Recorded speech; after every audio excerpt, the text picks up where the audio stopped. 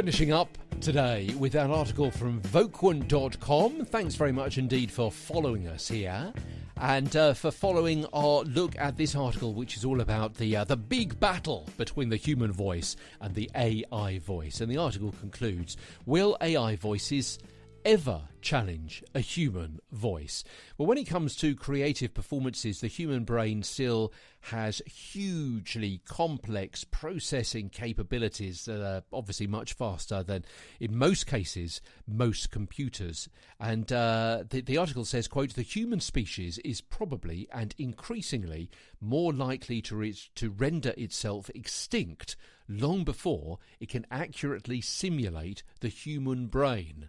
So it's saying that the humans are really unlikely for the foreseeable future of decades or even hundreds of thousands of years to ever create a computer that is just like the human brain.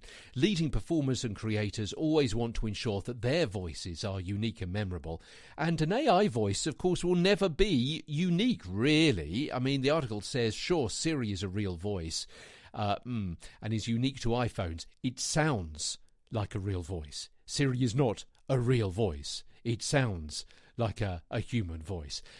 It's unique to iPhones, but would you use Siri to provide the voiceover for your commercial? Again, it goes back to what we were talking a couple of 3 days ago, doesn't it?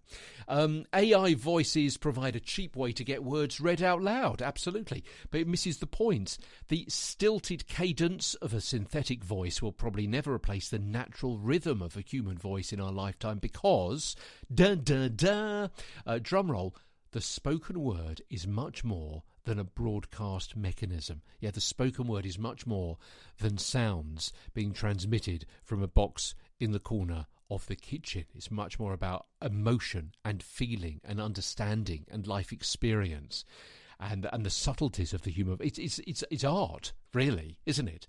And it will forever offer a deep and powerful connection in the hearts and minds of human beings. The article continues tomorrow as the Smart Speakers Daily continues tomorrow. From London, I'm Peter Stewart. Part of the Briefcast.fm network.